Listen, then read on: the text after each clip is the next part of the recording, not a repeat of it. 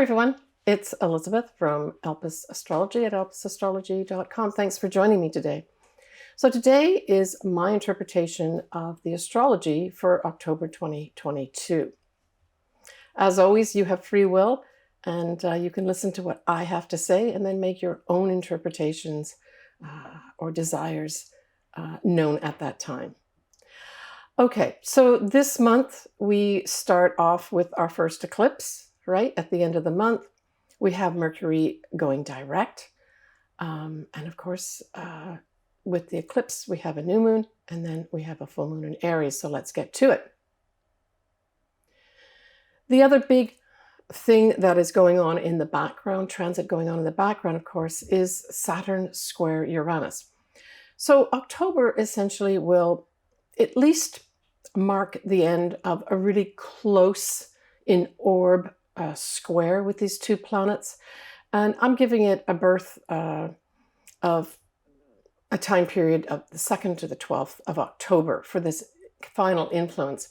So I would expect that October is going to see some not necessarily conclusions with regards to our changing of the guard, where the old has to be replaced with the new, although certainly even in the past few months we have seen major changes, unexpected changes in shifts of power, right? So this will also be kind of like a grand finale in some ways, but the curtain will rise again for sure. And so it's again that big push. So there will be some kind of significant events happening in October with regards to that, the changing of the guard, right? There's still places that need to have those changes to bring in the new, basically, right? And in our own lives, we may also have that theme playing out. Are you clinging too much to old, traditional, maybe archaic ways of doing things that really need to be changed up, right? Now, we are looking at, in terms of degrees, for those that are interested, we're looking at the 18-degree mark here, right? And so for Saturn, we're looking at 18 degrees of Aquarius. And for Uranus, we're looking at 18 degrees of Taurus. And of course, we also know that the eclipse isn't too far off those degrees either. So on the 2nd of October, our Mercury retrograde, that is at 24 degrees of Virgo, even though it started in Libra, will be going direct. So I said in my earlier video that last month that I really felt this Mercury retrograde in Libra and Virgo respectively was an important one, not only on the global stage, but also for us individually. So if you've been waiting to take all that careful information, that useful information, those facts that you've been gathering with regards to whatever it is. Specifically, it's probably going to be to do with a relationship, a money matter, the value of yourself, anything to do with the law, which is Libra. So you've collected all the information that you need, and now you want to scurry back to present it as this is what I found. So that's going to mark a time when you feel you can really do that, the 2nd of October. Now, we still have to go through the shadow period, right? So the shadow period then takes us to the degree point that Mercury in Libra went retrograde in September. And that's at 8 degrees of Libra. So here we've got 8 degrees of Libra and 24 degrees of Virgo being important degree points. So that's really going to be on the 17th of October. And I am going to predict that in terms of the world stage and mundane aspects, I would say that this probably day, if not a day on either side, will certainly bring something forward with regards to some kind of legal matter.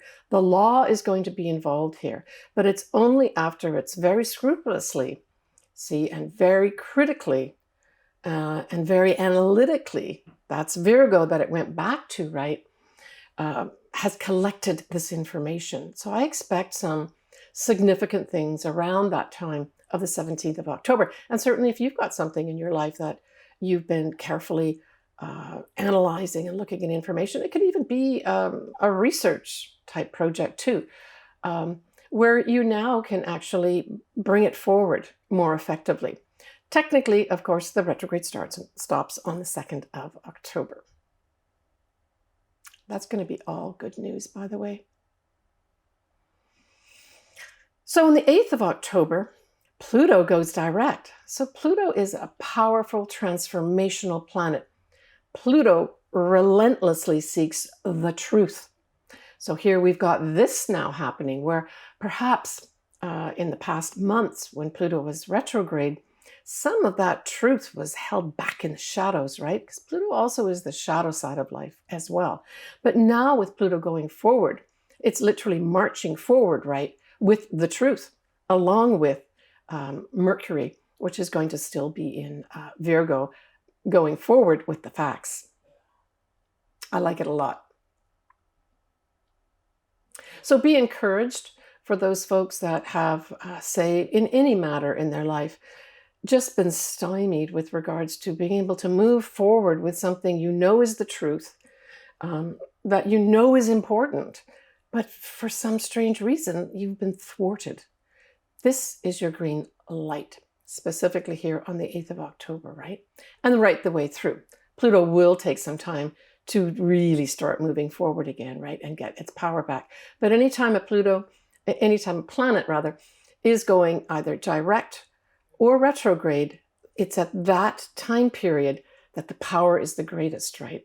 And the more significant things that could potentially happen. So, hey, we could also have Pluto rules people in power.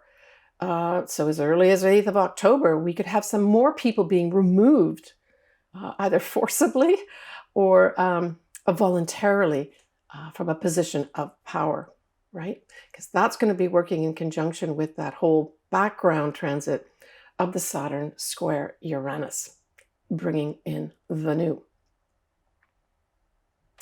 So our first moon, our first lunation is going to be on the 9th of October. It'll be a full moon in Aries at 16 Aries 32 minutes at 1:54 p.m. and that's Pacific Daylight Time. Now remember, with a full moon, we have the moon, in this case in Aries, but then we've got the sun in the opposite sign causing this full moon. And so that sun is at 16 degrees of Libra. So here we're bringing in the Libra again, right? Relationships especially, but also the law, diplomacy, and on a lighter note, charm and sweetness. But it's going to be conjuncting a Venus, which is what its ruler is. So even though this is a full moon, and it's going to be bringing a conclusion, a culmination of some sort, an ending into view, especially if you've got something around those degree points, because the sun itself, the inner essence of this full moon, is conjunct not only Venus, which is a beneficial planet, it's called a lesser benefic, it's also the ruler of the sun. So I see this as a very positive thing. This could, for some people in their day-to-day lives, this could be a new relationship comes your way. Or in particular, maybe this is going to be a new start in an existing relationship. So for those that have been, fraught with maybe relationship issues where things haven't been clear and you're just unsure, I would say this full moon could maybe end that confusion or end that indecisiveness and have some sweetness come in here where maybe this relationship takes on a whole new shine and you're able to move forward in a better way. Because this Venus is conjuncting the sun in Libra, we're talking about balance. So perhaps there are going to be some people who finally find some balance in their relationships. And of course, that's all about having discussions, right? But the full moon in Aries itself is saying, I want to charge forward. I want to do things my way. I want to be independent. So there may be other folks that decide, I need to go my own way here and blaze an independent path for myself, pioneering something new. Now, it's got to be sort of close to that, I would say 15 to 17 degrees of Aries where it will have a big impact. So say, for instance, you've got your ascendant is in Aries around those degrees. This could be your green light where you are able to finally move forward. Mars rules this full moon. So then we look to see, well, where is Mars right now? And we see Mars is in Gemini, and it's been in Gemini for a little while, and it's going to be in Gemini for quite some time. Mars in Gemini will go retrograde on the 30th of October and stay retrograde till about mid-January next year, but it will stay in the sign of Gemini till about the 25th of March, 2023. So if you've got any planets in Gemini, certainly around almost any degree point, because it covers quite a geography, this Mars in Gemini, either retrograde or direct, there could be some significant redoings and reconsiderations. But because it is going direct at this time, I would say that it's supporting this full moon in terms of especially directing energy towards anything Gemini. So that's messages, that's communicating with other people, right? Gemini is the twins, it's two people. So again, this lends itself to the idea of relationships, and as long as you're entering into dialogue, right? And this can also be taken up on a global level too, where dialogue is extremely important. Dialogue, negotiating contracts. Now, this Mars that rules the full moon is actually trine Saturn at this time. Trines are favorable energy. So this is encouraging anything to do with communications of any sort on any level, whether it's at a collective level or at a personal level, an individual level. So this full moon, I thought, was actually a really nice moon for moving forward, for those that have been waiting to move forward, but also to move forward with negotiations and move forward with true back and forth communications, right? I guess you could call that negotiations. We also have, now that Mercury is direct, right, still around the 24-degree mark of Virgo, hey, that's trining Pluto, and Pluto's direct. So this full moon I saw as a very positive full moon for relationships, especially if you open up dialogue, and also for any kind of diplomacy as well. There's going to be so much favorable energy here where people will want to work together to bring something to a conclusion so that they can head off on a new path, right? So that's how I saw this full moon playing out. To my Canadian viewers, I wanted to wish you a happy Thanksgiving. That's going to be on the 11th of October this year. All right, let's go down now to the 19th. So on the 19th, we have Venus in Libra trining Mars in Gemini. On an individual level, this is great energy for bringing in, I would say, more flirting and sort of like the cocktail party. That's how I view this. When I put these two planets together, which are kind of the celestial lovers, in those two different signs, both Libra and Gemini tend to be more on the more superficial, but in a nice, charming way. So I saw this as the cocktail party on the 19th, where you may very well meet, some of us may very well meet somebody new, where it just is light and airy as opposed to deep and serious. So this could just be socializing, really nice socializing things on the 19th, or for some, meeting somebody that they can connect with for a love relationship. This is all going to be around the 24-degree mark, and it'll be the 24-degree mark of Libra for Venus and 24-degree mark of Mars and Gemini. Now, the next day, the Sun will trine Mars and conjunct Venus, now at 25 degrees. So this is a positive sort of follow-up from maybe whatever social event some of us may have gone to and maybe met somebody, could even be meeting friends as well, good friends, where it's now taken up to, hey, let's make this happen, where the Sun conjunct Venus really feels that they want to maybe be a little more charming and a little more social with whoever it was that maybe you met that day. But again, very positive energy with regards to supporting anything positive to do with relationships, friendships, that type of thing, or any activity with regards to socializing. And, we've all been really restricted really even over the summer and that with things other things happening.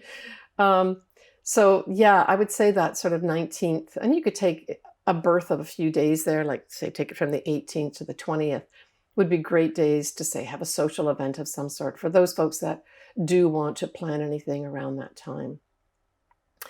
The 23rd of October, we have Saturn now going direct, and it's at 18 degrees of Aquarius. So I think on the collective level, on the world stage, this day or days around it may actually represent another more concrete, clearly spelt out change of some old guard. And it could be very unexpected, right? Because when we look at Aquarius, which is where Saturn is here going direct, it's at 18 degrees. And of course, we have an eclipse coming up at the end of the month at 16 degrees, not far off that. So this may be unexpected, surprising change of guard. And let's hope it's voluntarily coming about around this day, where somebody who realizes they need to step down does, with grace and charm. Of course, that's the other thing that anything to do with Libra can do, is it can bestow a lot of grace and charm. All right, so then we look at the 25th, which is the day of the new moon eclipse at 3:49 a.m. Pacific Daylight Time at 2 degrees of Scorpio, 0 minutes. What I thought was interesting was that we have the sun and the moon and Venus sandwiched by Mercury, now direct at 22 degrees of Libra on one side. And then on the other side of the sandwich, we have the South Node at 13 degrees of Scorpio. The word that came to my mind was council. I saw this as some kind of council. Maybe it's a council of nations. Maybe it's a local council. Maybe it's a family council for individuals. But this is a whole new start with regards to anything to do with our psychological selves. Certainly Scorpio can also rule, the deeper aspects of life, and it can also rule money, right, as well. But I really saw this new moon as some kind of, I think it's a world council of some sort that's going to get together and really produce some fabulous, important things. Because although it's wide, Saturn will be trining a direct Mercury at 22 degrees of Aquarius and Libra now, right, respectively. So we now have not only do we have Mercury out of shadow, yay, but we also have it back in Libra, the law. So, and of course, if you think of Saturn, Saturn also has a lot to do with rules and regulations. So I think this new moon eclipse is going to herald some kind of new rules and regulations issued, maybe even dictated from a council of some sort. And because Libra is very much involved here, this is, again, the law. But again, I love this. This new moon eclipse is really good too. So for those folks that say, have something around the 2 degree mark of Scorpio, depending what it is, this could be a whole new beginning. And for those Scorpios that were born, say, at the beginning of the Scorpio season, this could have a whole new start for you with regards to being able to move forward in any way that you want. And I think there's a lot of Scorpios that probably really do need not only a new start, but a really good new start. Like, this is support.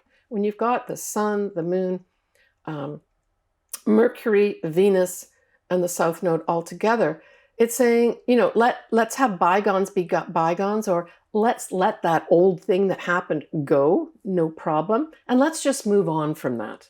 That's kind of what I get the impression of this is, not only on a collective level, but also on an individual level. Yeah. Okay, so the 27th, we have Mercury that is in Libra at 25 degrees.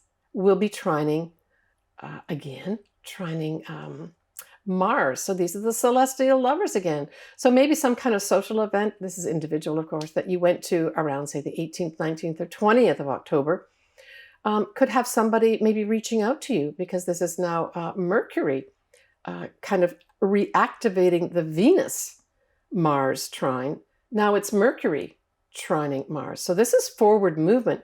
And the 27th is before actually Mars goes retrograde, right? So it's still before the official retrograde.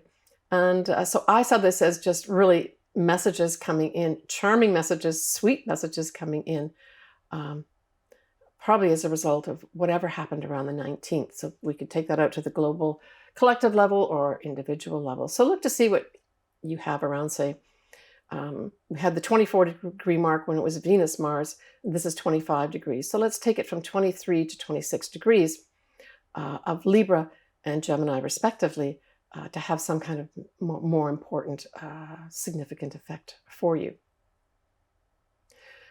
Okay, so we've got the 29th, and we have Jupiter retrograde now at 29 degrees of Pisces.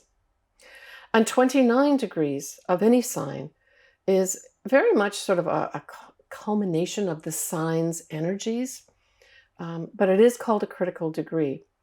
So this is coming up, it's butting up right next to the Mars retrograde, which will happen the next day.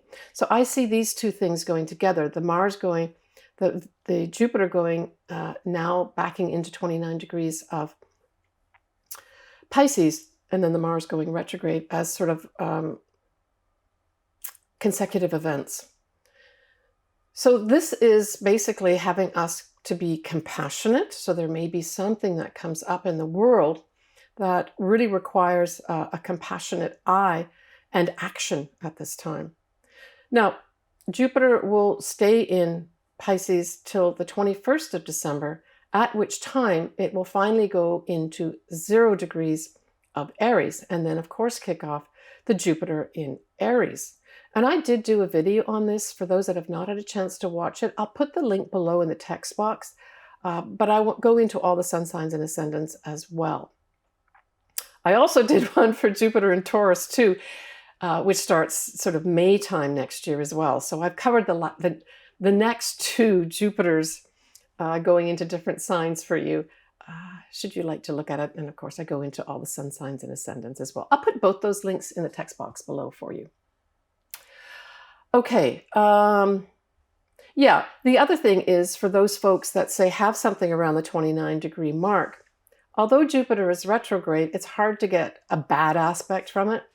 So this, for those folks that say it's your ascendant around 29 degrees of Pisces, this could be with a second time with Jupiter being on top of your ascendant, say, giving you another dip of luck and benefits.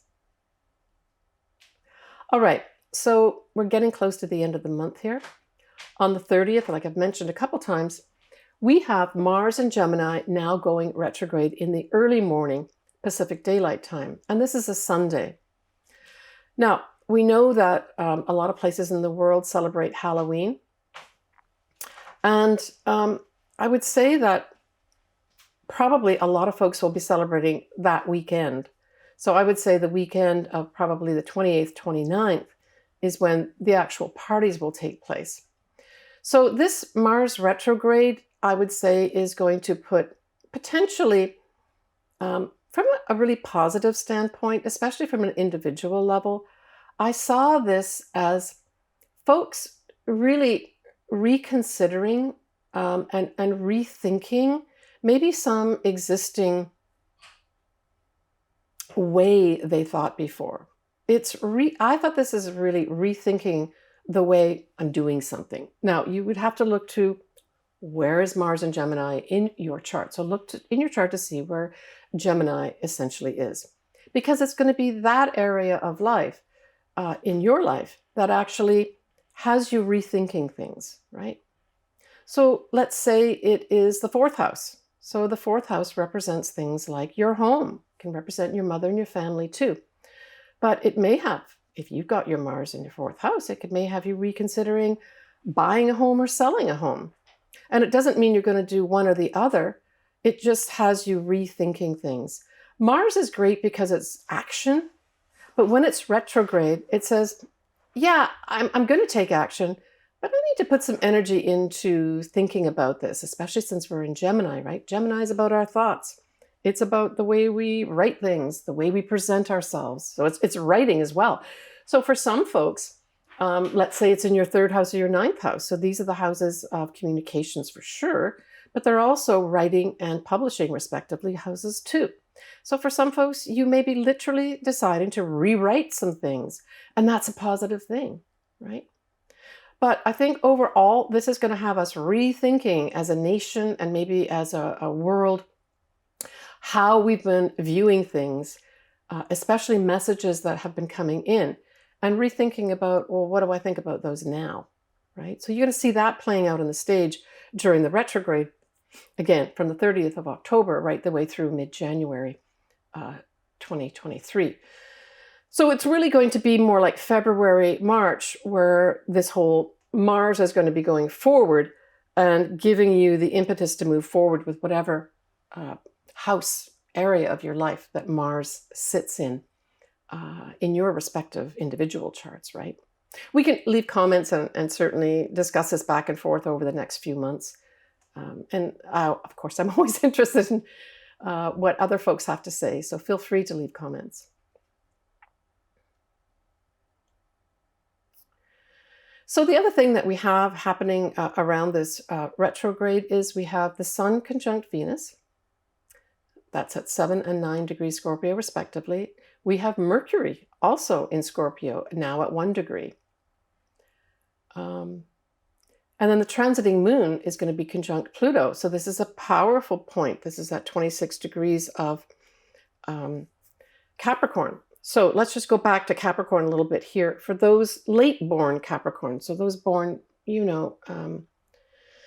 well into January, this could be also an aha moment of some sort that is necessary for you to maybe do some planning. That's how I see this going. With the sun, or the moon rather, conjunct Pluto, it's bringing in some kind of emotional illumination of some sort that could be transformational. But because you've got the Mars retrograde on top, some Capricorns are going to get the opportunity maybe to redo some things here, especially as it applies to writing, communicating, or messaging of any sort. It can also, go out as far as generalizing it to sales and commerce as well. It covers those areas too.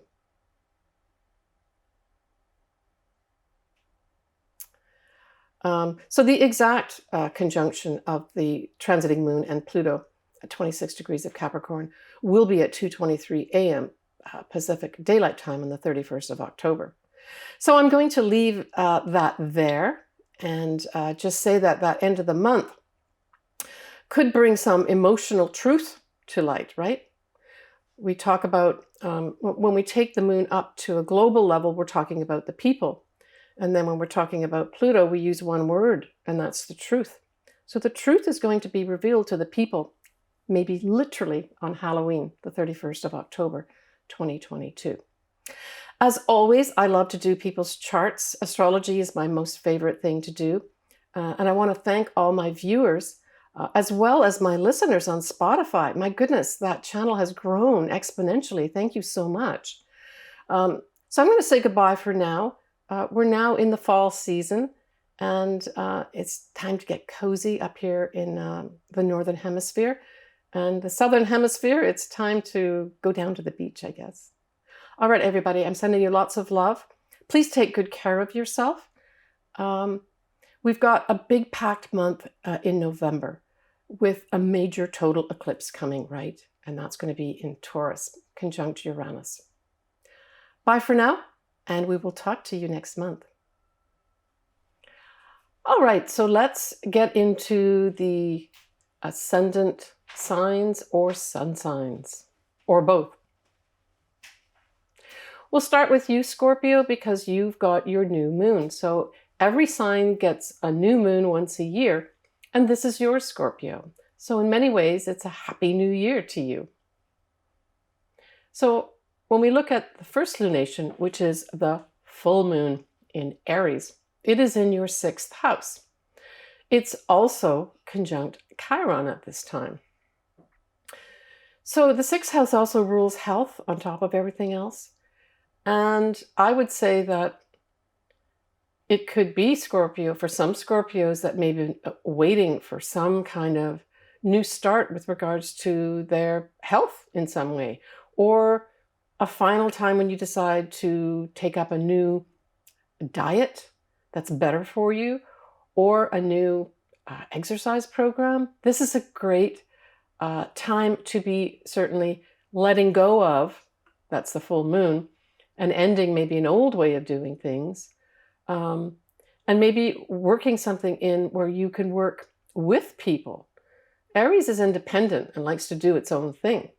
But this is a full moon saying we kind of want to change that a little bit here, and something is culminating with regards to doing things on an individual level, and more it's saying maybe we should consider doing things together. So maybe you're going to join a group to go do group exercising like the Peloton and things like that. I know lots of people that are doing that. It looks like a lot of fun. But conjunct Chiron too, this could be a whole new chapter in your health. Mainly it's your physical health, but it could also be, because Scorpio rules the psychological side too, it could also see a new start in some ways where you end something and then begin something else, right? So for every ending, there's a beginning. But you're going to be giving up something with regards to this whole 6th house of health. It's also, the 6th house is your day-to-day job. And if you don't work, it's the habits, the things that you do every day. So there may be some concluding things in that too. For some folks, you may be literally leaving a job and then going on to get another new job, right? Maybe even at the end of the month. But it's some kind of conclusion, Scorpio, to do with your health and or the work or habits that you do day to day. Now for you, this whole Saturn Square Uranus, the final close square anyway, in terms of degrees, is in your 4th and 7th houses. So these are important houses. The 4th house literally is the house of home. It's your mother as well. And the 7th house is the partner. So I would say this has been some challenging time for some Scorpios with regards to their home life, as well as their love life, their marriage, that sort of thing. Now, it could also be that you're having problems with your mother, literally, maybe even your family for some folks. And the 7th house can also be business partnerships too, right? I mean, it could be all these things as well, not just one, but typically it would be one of these areas of life. So there were challenges for you, but know, Scorpio, that's kind of behind you in many ways, as long as you constructively looked at the future and what is the better outcome here, and not clung to old archaic ways of doing things in the 4th and 7th houses. This could be a good thing for you. You can sort of put things behind you. So the new moon eclipse is in Scorpio. Now, in particular, it is going to be affecting those Scorpios that are early Scorpios. So we'll take it, say, from even 0 degrees Scorpio right up to 3 or 4 degrees of Scorpio, either as your sun or as an ascendant, to have sort of a direct effect of something like this. It can also be other angles too, and a conglomeration of planets. Maybe leave some comments for those folks that aren't sure, and we can talk back and forth. So this could be a whole, because it's an eclipse, this could be a whole new start, and it could be something out of the blue. That's how eclipses kind of work. You're not necessarily expecting, or you've been working away at maybe trying to change something in your life, Scorpio, and it's not been effective.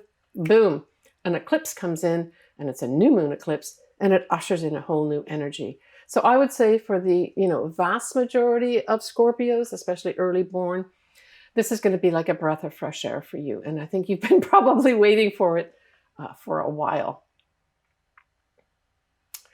Now, we know that the south nodes, of course, are in your sign. So this being a new moon, we know the south nodes are involved. So Scorpio, this is really about letting go, right? And the important point to remember when letting go is not to cling. Now, some of the attributes, the more negative attributes of Scorpio are possessiveness, revenge at its worst, holding on to something that they really shouldn't be holding on to, obsessing over something. So if these types of things are happening inside, this is a fresh new start to say, well, maybe I just need to let some of those things go. I don't need to be clinging on to things that are obviously not in my best interests. And eclipses can bring stuff in where it introduces a new way, and sometimes you'll be resistant to it.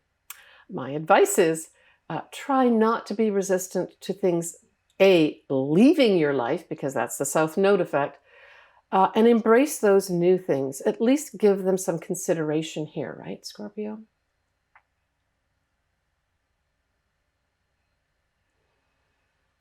Yeah, so I spoke about this on the main video, but of course this whole idea of a council advising Scorpio could be very pertinent to Scorpios. So I think with this whole Mercury being involved on one side and the South Node on the other, it really speaks to, I think it's some kind of messaging coming in for some Scorpios that's going to be really important for you. Maybe you're going to get multiple messages from, say, your family that indicate a new path for you, right? Because you've got that square happening in the 4th and 7th houses. Maybe the 4th house is going to represent a new home for you, where you have to let go of an existing residence of some sort. And now you get a chance to move into a whole new home. Maybe some folks have been renting, and now they get the opportunity to actually buy their own home.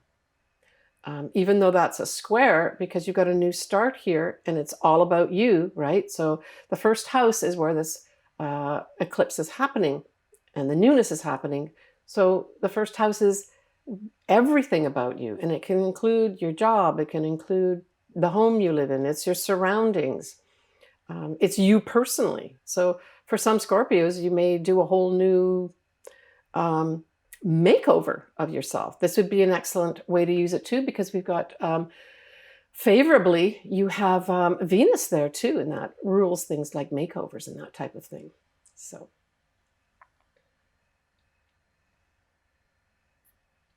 yeah, I mean, with Venus here as part of this new moon, it could be literally a new love is ushered in as you let go of an old one.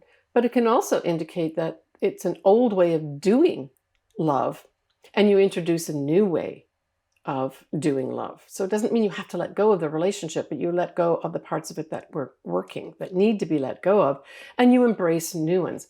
Perhaps this whole council is more like conferring with different people on how to make this newness happen in your life.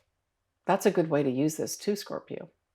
Actually, you know what? Let me just go back here for a second. I did want to say the Pluto part of this. So every moon is ruled by a planet, right? And of course, Pluto actually rules Scorpio. And so to have a new moon there, that Pluto, it's important to look at it, right? And Pluto being in Capricorn, it sextiles your sign, Scorpio. So I just wanted to mention that too. That Pluto is sort of pulsating away, especially around the 26-degree mark, of giving you opportunities. So again, that kind of feeds into what I've just been saying about this eclipse for you, new opportunities to do things. And I'm going to say in a more truthful way, and maybe it's being true to yourself, Scorpio, that you're going to need to embrace a little bit more, right? All right, Scorpio, take care of yourself. On to Sagittarius. So Sagittarius, we have this full moon in Aries trine your sign. You're both fire signs. So this is just right off the bat excellent for you with this full moon in Aries. And it's also in your 5th house of true love, children, creative projects, and just having fun. So maybe this is going to represent for some Sagittarians a celebration of some sort. And that would be an excellent way. For others, it may herald, even though it's a full moon, it could herald the end of, say, some folks being single and now embracing a love in their life. right? That can happen too. It could be for some other folks that it's ending a creative project of some sort. Children could somehow be involved here too. Perhaps your child has grown up and leaves home or goes to university, that sort of thing. But you could benefit somehow through the law. And that's because we have Venus, of course, conjuncting the Sun in the opposite sign in Libra. So for those Sagittarians that are having to deal with something to do with the law or laws or legal things, there could be some interesting favorable energy, especially if you work with, as an opposition. So I would say if you work with the other person, even though you're independent, that's the Aries part, work embracing the rules and regulations for those folks that this may apply to, because you're going to have probably a favorable outcome here if you take that attitude, and to be diplomatic as well, right? Right, so we have in the background Saturn squaring Uranus. So we're talking here, Sagittarius, about your 3rd house and your 6th house. Now, half of this is favorable for you. So when we look at Aquarius, which is where Saturn is, that forms a sextile to your sign.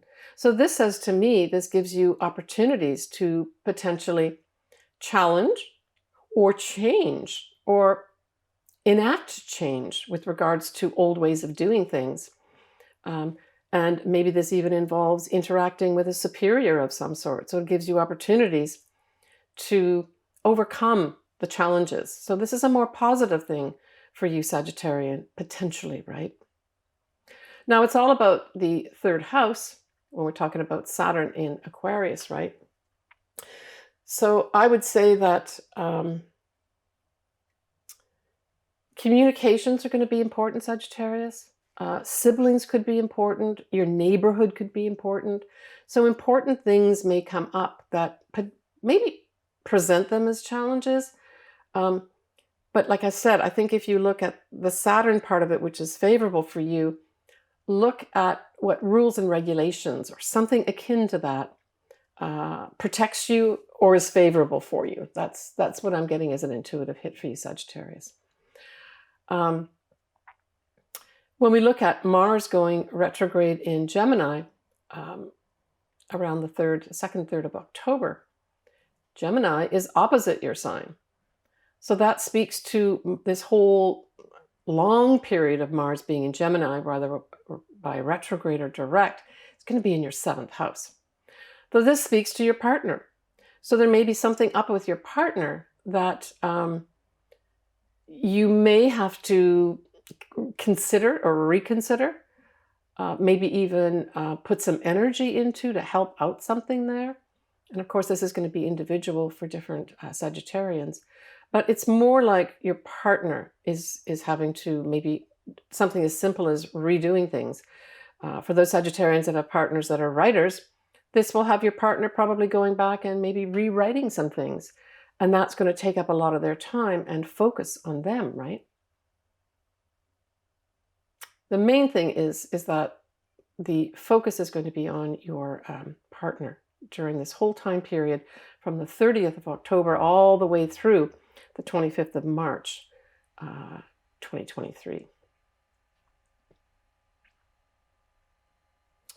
So the new moon eclipse in Scorpio is in your 12th house.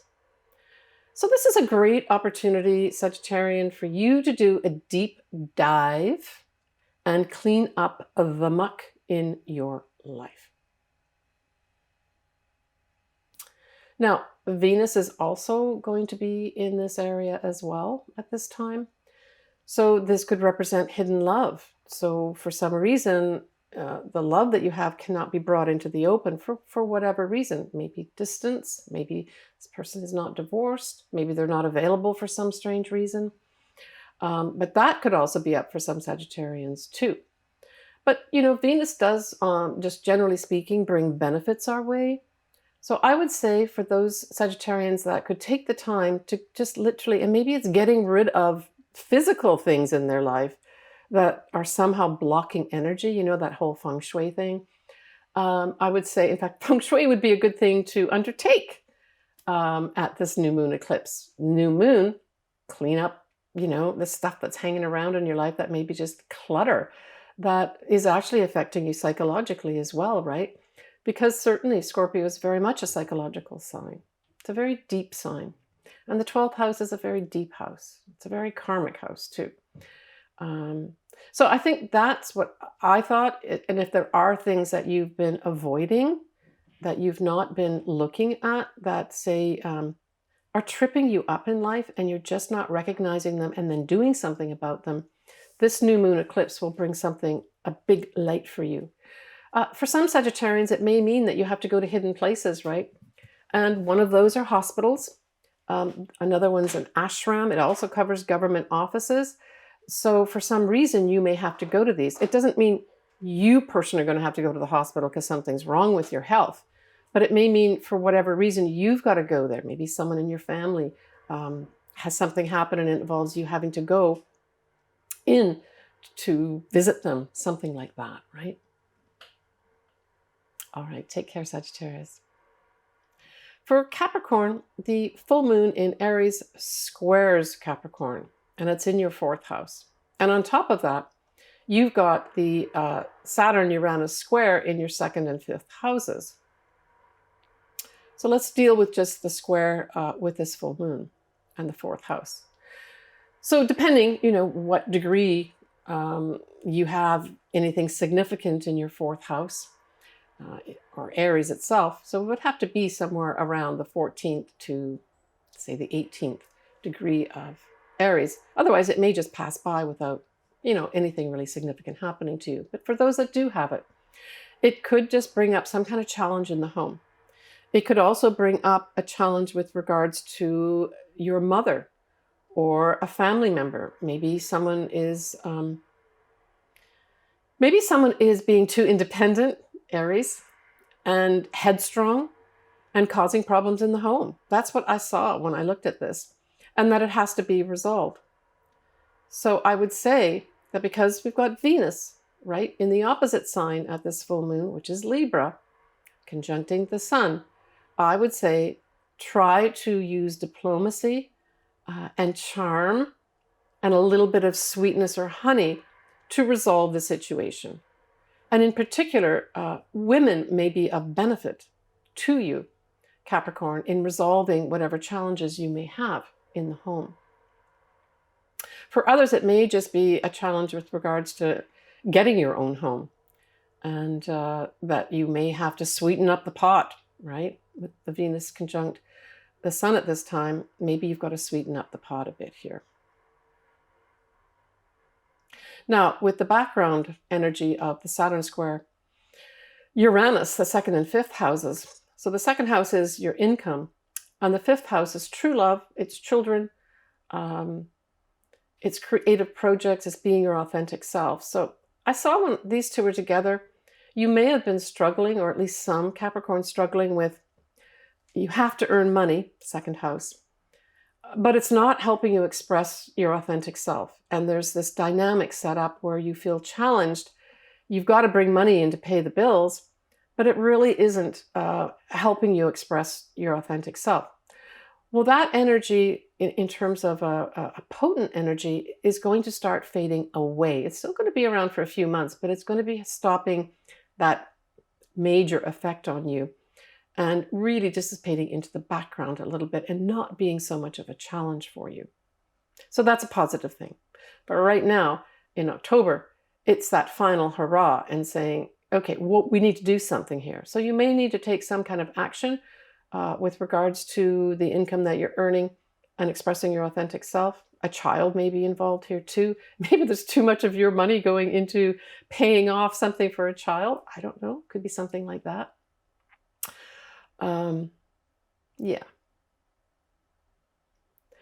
All right. So this Mars retrograde in Gemini is going to be in your 6th house. And what I will say is that, you're going to have Pluto here, which is in your sign still, Capricorn, at 26 degrees. And it'll be forming sort of a nice aspect in terms of it's going forward, certainly, around this time of the 30th of October.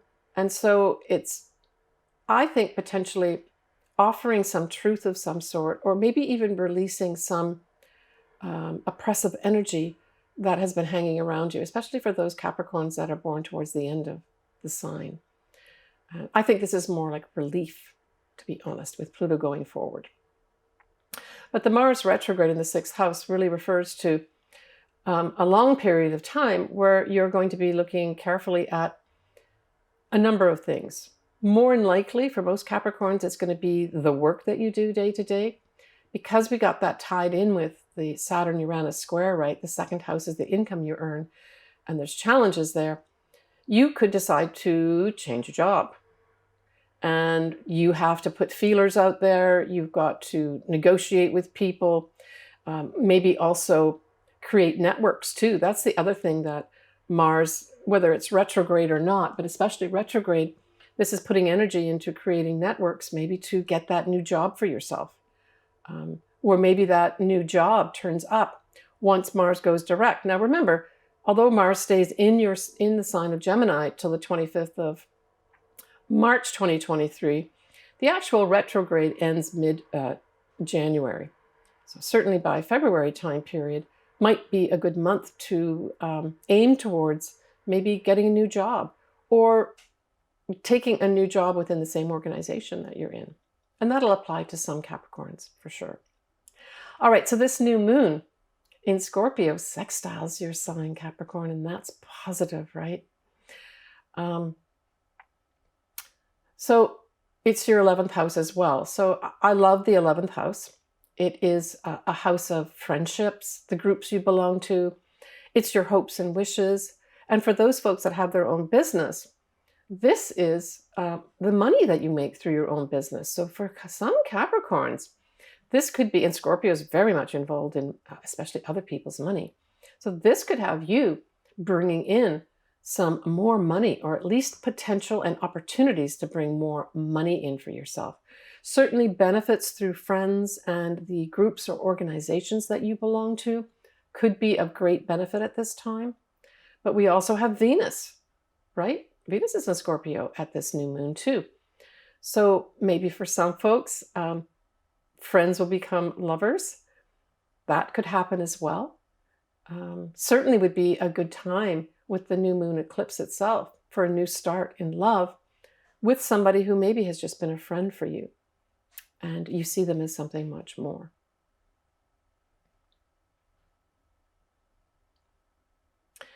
So just a reminder, Capricorn, that next year we will have Pluto finally going into 0 degrees and some minutes of Aquarius. It won't fully get out of your side because, of course, approximately 6 months of the year, Pluto does go retrograde. But you're kind of, next year is the kind of final year with regards to Pluto being in your sign. But I feel that once it's gone into Aquarius, there's going to be like an aha moment for many Capricorns who've been really through major transformation in their life, where they can start seeing the light at the end of the tunnel. And it's not, this time, it's not a train coming their way. It's actually a light of hope. Take care, Capricorn. All right, Aquarius. So this full moon in Aries sextiles Aquarius. So this is opportunities coming your way. From where? It's the 3rd house. The 3rd house is all about communications. It's sales and commerce as well. So there may be, for some Aquarius, opportunities for some kind of commercial venture or sales venture at this time. It's a full moon, so it'll be some kind of conclusion of some sort, but maybe you're wrapping up contracts or wrapping up some kind of big negotiation, 3rd house, and you're able to move forward, right? Aries is all about moving forward because it's ruled by Mars. So lots of opportunities for you.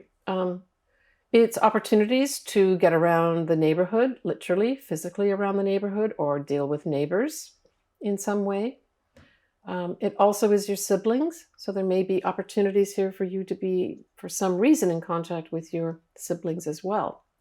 But it does rule communications. So I would say, above all that, that communications are going to be very, very important for you. Now, Aquarius rules sort of social media in that. So there may be actually this connection for opportunities to communicate more in social media. Certainly a good time to do that. Maybe you'll end doing a certain way of communicating. Maybe it's your business. Maybe it's just you. And you decide to embrace this new way with regards to social media of some sort. Now, this Mars that's going to go retrograde on the 30th of October in Gemini will also trine your sign. So trines are even more powerful, favorable energy for you. And it's the 5th house. So this really points to, for some Aquarians, it could opportunity bring you some kind of love your way. It can also just as easily, though, bring some kind of creative project. And I would say it's a creative project involving either literally communicating or writing of some sort. Your child could also be somehow brought into this if you've got children. Maybe they will be undertaking some kind of communication project or writing project, that type of thing. You know, Gemini is also about socializing as well, you know, and it's also about diplomacy. So there may be opportunities for some Aquarians to also develop their diplomatic side with regards to some kind of communication project of some sort. But the 5th house for you individually, Aquarius, is expressing your authentic self. So this could also have you literally undergoing some kind of metamorphosis with regards to, I really want to be able to clearly express who I am and people recognize my authentic self. So for some Aquarians, that may be an activity that you undertake. Maybe you work with somebody else. Gemini is all about working with somebody else, right? Because it's two people. So the Saturn Uranus square, well, of course, you've got Saturn in your sign. So it's exerting a pretty powerful effect with regards to change up the new, embrace the new. So you still may have a little bit of a challenge here with regards to taking what's old and archaic and saying, I've got to make this better. Now, you could also look at it from the standpoint of enlightenment. So there may be opportunities here for you to become enlightened with regards to maybe you personally doing things that are old in a new way. Now, this could literally have some Aquarius where they literally take old things and make them new again. And if you are, sure, there can be challenges doing that, but it could be very rewarding for you. And that's a great way to work with this square, by the way. Now, this Uranus is going to, the square here with Uranus, the Uranus is in the 4th house.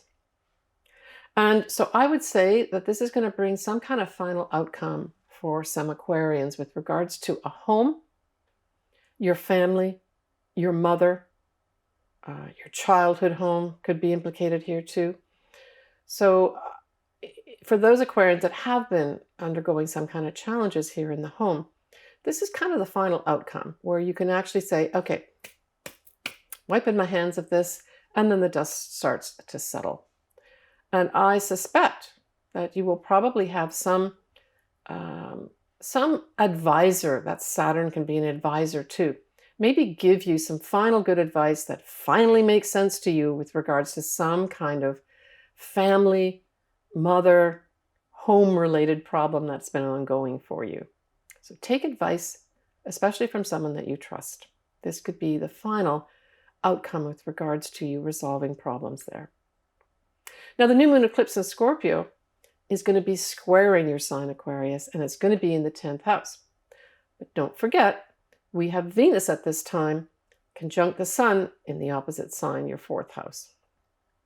So I would say that there may be some challenges with regards to your career at this time. And for some, you may just have a whole new beginning where you perhaps let go of an old either career or job, and you get a chance to embrace the new.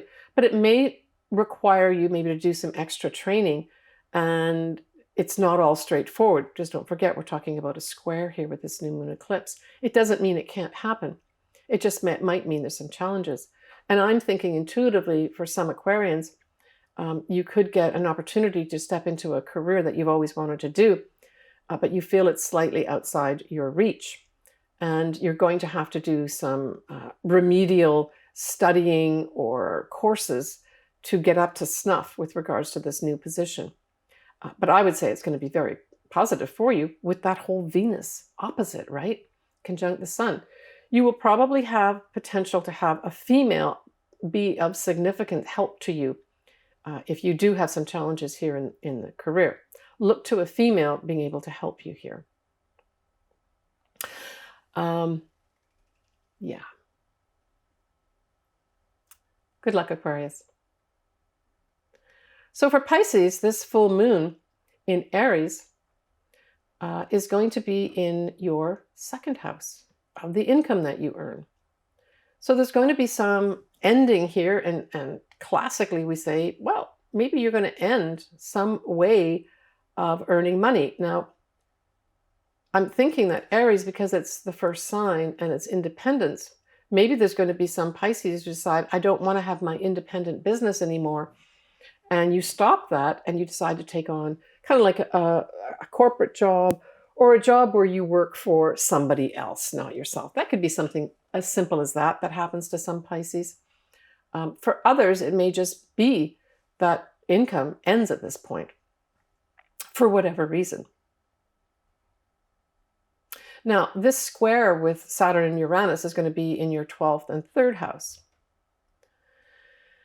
So the 12th house is the stuff we don't want to look at, the stuff that we should really be cleaning up. It does relate to the metaphysical too, so it can be things like healing in that. And then the 3rd house, of course, is communications of any sort.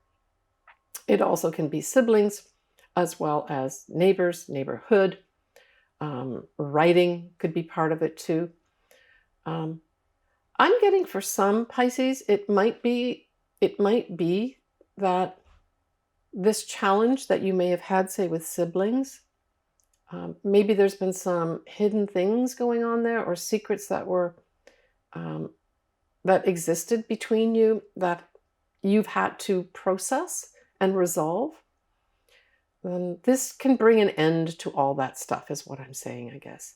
But it could also be you really looking finally at what you've been shoving underneath the carpet and dealing with it, right? The 3rd house is also our thoughts, which is another form of communicating. So it could be that you finally get what's been tripping you up in life and you've not been recognizing. You finally, in your thoughts, process it and say, this is what it is. You may even verbalize it to others and talk about it too. It could have you as well using the voice or sound to heal people. Even though it's a square, it may be you putting together something with regards to maybe a project of some sort to use sound to heal others. The 12th house is healing as well. And the 3rd house, communication. And it's Taurus, which is all about the throat, right? Yeah. Now, Mars in Gemini, that goes retrograde on the 30th of October, squares your sign, and it's going to be in your 4th house. So there's going to be a lot of activity for sure. Mars is direct a lot of the time that it's in Gemini. But when it goes retrograde, it's going to have you, reconsidering things in the home, with your family, or your mother may be involved here too. Now, it also rules your habits, so there may be some Pisces that really put big effort into changing their habits. I remember years ago, decades ago, I just don't know why I had the habit of being late for everything. And I'm not sure why I didn't clue into it. It took me a few years to clue into the fact that this is just not acceptable. And I had to make a real concerted effort to change that. Like consciously, it probably took me a good year to finally change that bad habit of turning up late. It's so disrespectful. So, and now I'm the opposite. I usually turn up too early. Anyway, I think it's better to be in that direction than to be late. So there may be some Pisces that make a conscious effort to change some of their habits. And in particular, habits communicating, right, with other people. That's Gemini is all about the other person, right? Communicating with the other person. It's the twins. Yeah. But it could just have you having to reconsider another person in the home because Gemini represents two people, right? And maybe incorporate them in the home. Now, Gemini also represents younger people, so it could literally be a younger person that we're talking about here, right? So the new moon eclipse in Scorpio trines your sign, Pisces. That is awesome, right? Because you're both water signs. And it's going to be in your 9th house. Well, my goodness. And we have Venus that's here, snuggling up to this eclipse too in Scorpio. So on the surface, for some folks, this could bring in literally a foreign new love for you, or a person who is from a foreign country that you become very attracted to. And it could be quite a deep love. I mean, Scorpio is definitely deep emotions, right? Still waters run deep when we talk about Scorpio. But it could also have you successfully maybe publishing something of yours. It could be a scientific paper or maybe an actual book. That could happen too.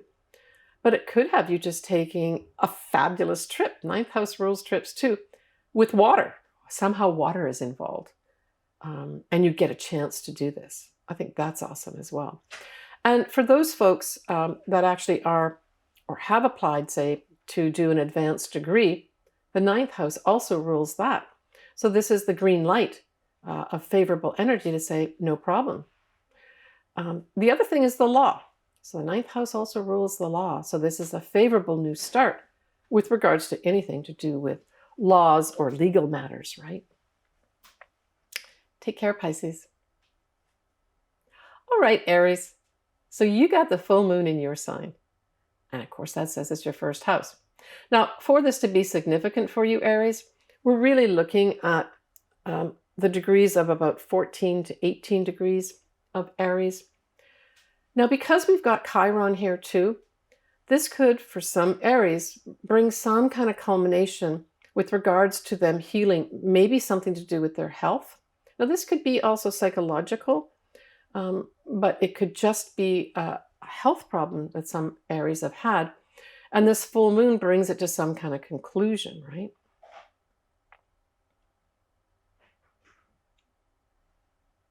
But it isn't ending. And so whatever has to end for you, Aries, certainly let it go. If we look at what rules Aries, so that would be Mars, and we look at Mars is in Gemini. So this then speaks to dealing with somebody else, dealing with the other, right? Because it's two people. But I also see the glyph or the symbol of Gemini as walking through a door. And because Mars is involved here, it's action. And I get this feeling for some Aries that you have to close one door and open up another door, perhaps with the aid of somebody else, and walk through it.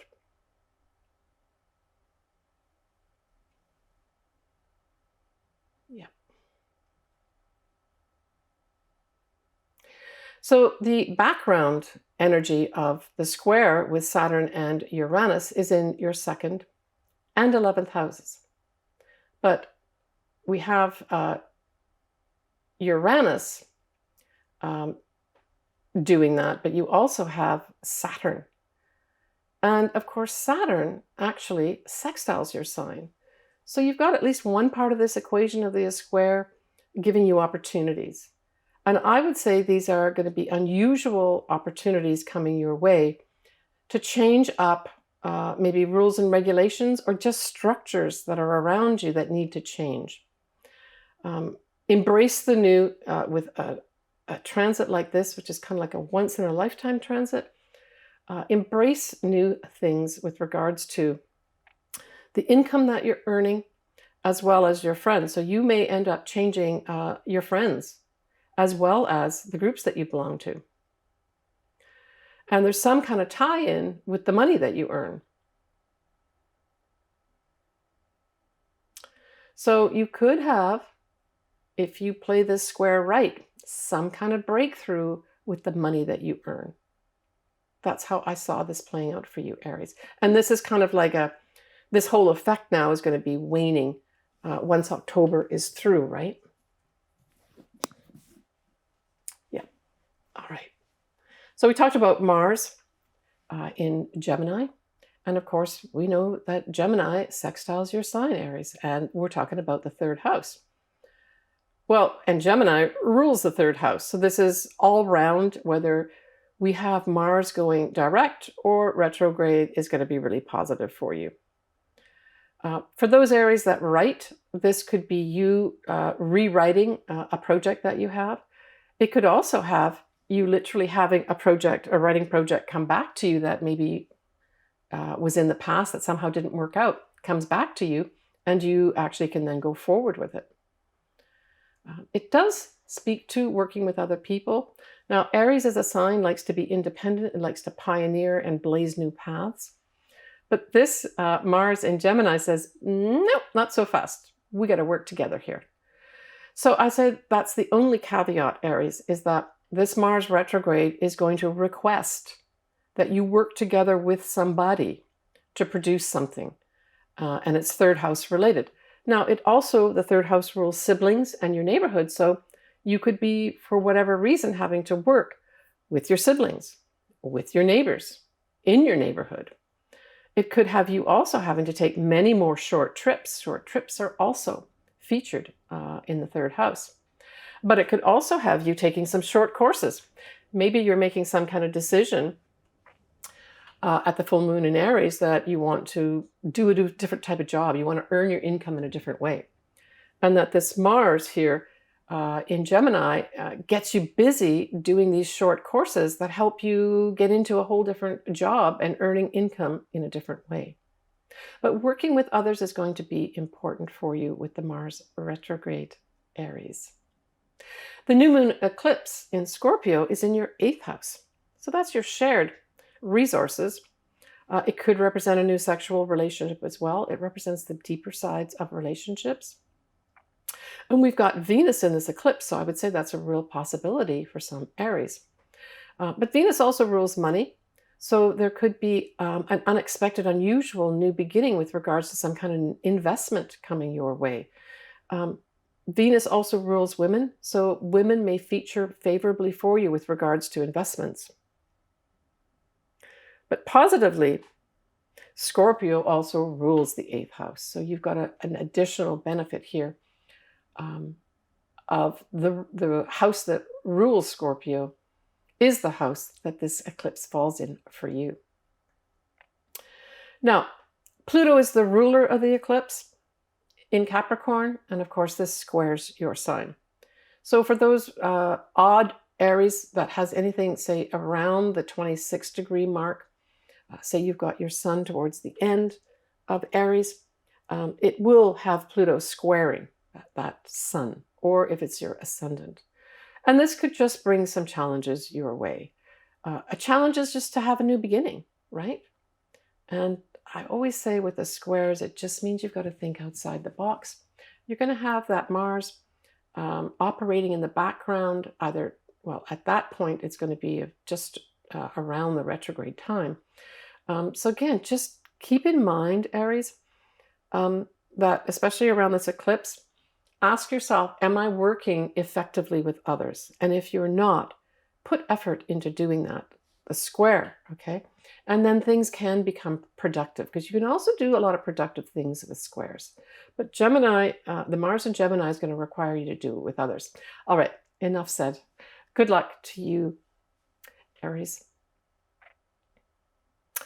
All right, so we have Taurus. Taurus, you just have things shaking you up, waking you up. And I can tell you that once Jupiter goes into your sign, Taurus, next year in May for a year, it's like the road is going to be paved. Maybe not all with gold, but things are going to be so much better for you next year. I did make a video. I know I mentioned this already, but you might want to watch it for sure. Jupiter in Taurus, which starts in May 2023. It's going to be particularly important for you, Taurus. So this full moon that is in Aries is in your 12th house. Okay, so this is cleaning up time. It's also about healing because we've got Chiron here as well. So Taurus, be receptive to some really deep healing that can happen at this full moon. All that's going to be required of you really is that you recognize maybe some certain things have to be let go of. Maybe some certain habits or certain ways of doing things you make the decision to let go of. And then a healing balm comes in as a result. It would be a great time to go to, say, ashram. It would be a great time to take up anything metaphysical. Yoga could also be very beneficial to you here as well, right? So all those types of activities would be really good with when we're looking at the 12th house, right? Now, this Mars in Gemini is going to be in your second house of the income you earn. So this is going to have you certainly communicating with regards to your income. It could be for some Taurus that you ask for a raise, that you put in paperwork and you get into discussions and negotiations with regards to getting more money in your life. For others, it may have you saying, I'm just not being valued here in this job that I'm doing, and the money that I'm earning is just not enough. And you decide to seek other ways to get a better income and therefore a different job during this whole Mars direct or Mars retrograde. In particular, the Mars retrograde, which starts on the 30th of October and goes through to mid-January 2023. Would be an excellent time to negotiate for a raise, an excellent time to value yourself and seek out other people's help to get a better paying job. But you too will have to work with others, right? That's the important thing about Gemini, is working with others. It's not working independently. In the background, we have that square of Saturn and Uranus. And of course, Uranus is in your sign. Now, it's going to be hovering around the 16-degree mark, 18 to 16 degrees or so.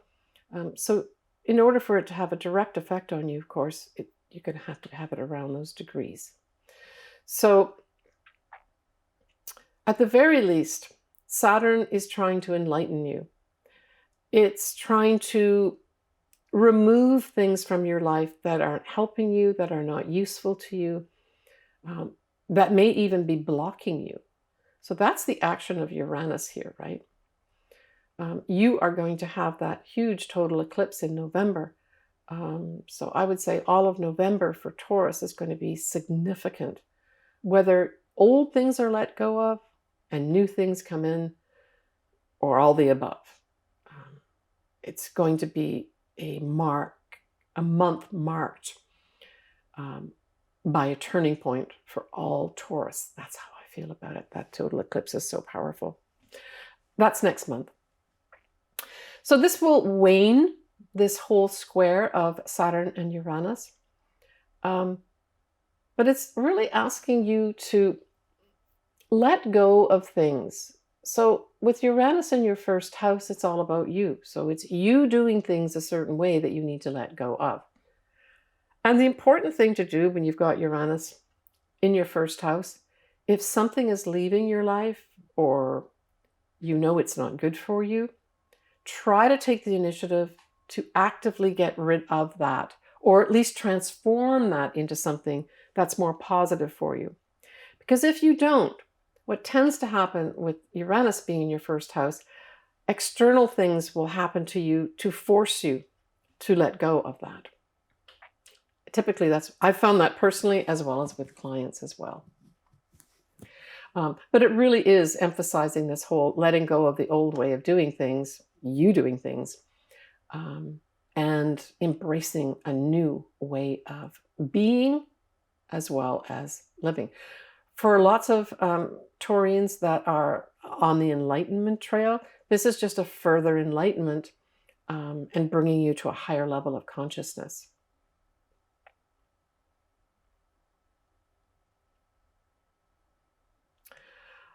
Okay, so we have the new moon, which is happening in Scorpio. And of course, this is going to be opposite your sign.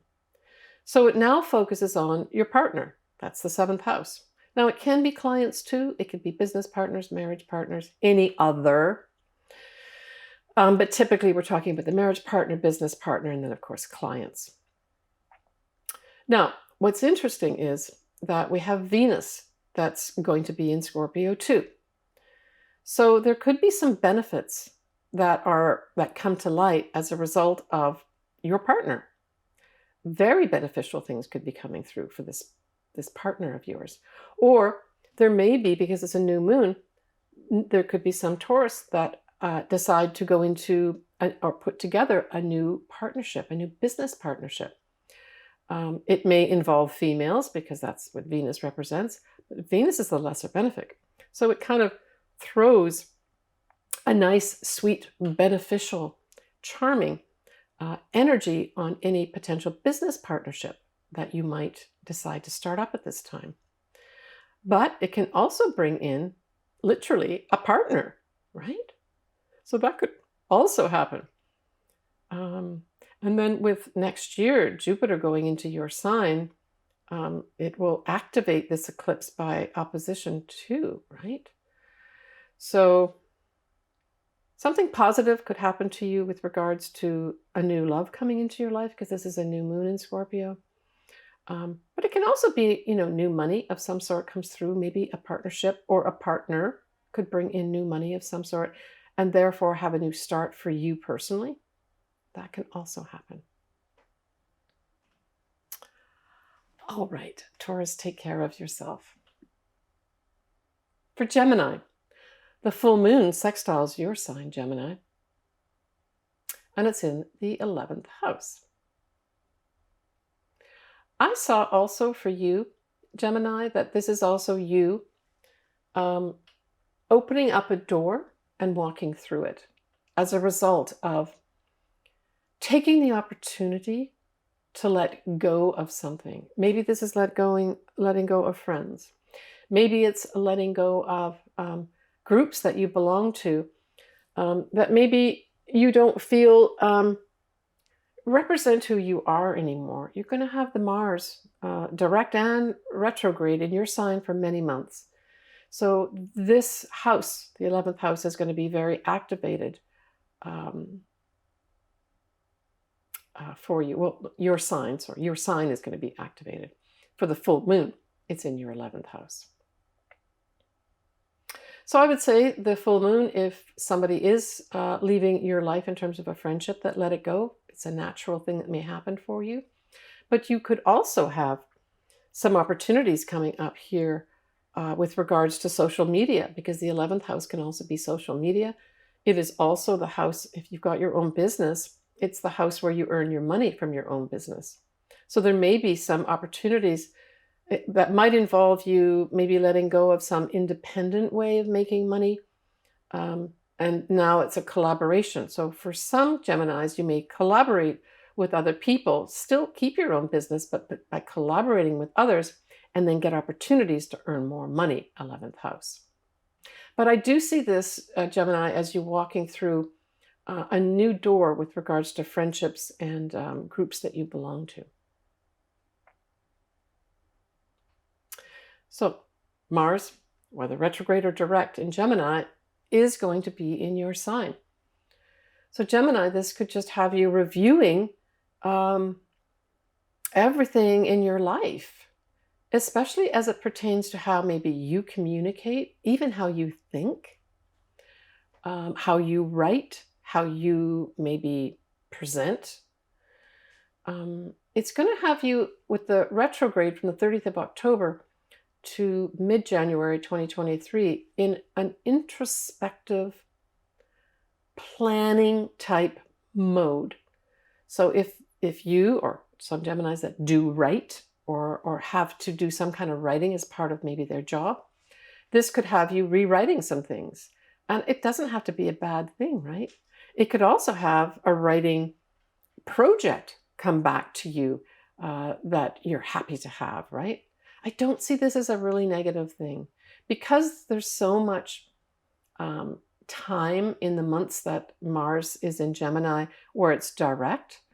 I think you're going to really, whatever it is that you revise, review, redo, it's going to be really positive for you, and I think bring something of importance your way once the retrograde stops. So the retrograde, like I said, is mid-January. So let's just take it, say, February.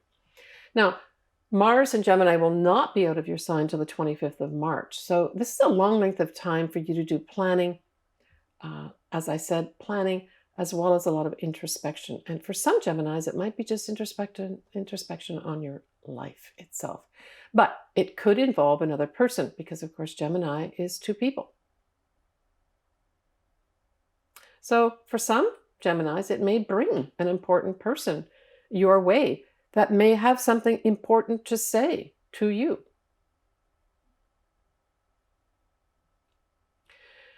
Now, it goes, this Mars in Gemini goes direct at 8 degrees of Gemini on the 12th of January, 2023. It'll be out of its shadow on the 15th of March at 25 Gemini. But it stays, as I said, till the 25th, 26th of March. So there's some degree points for you too. If you do have something Gemini around those, this could be important for you too in terms of turning points. Turning points in with regards to moving forward or planning and introspection. So this square with Saturn and Uranus, Saturn will trine your sign. So this is people in authority favorably interacting with you.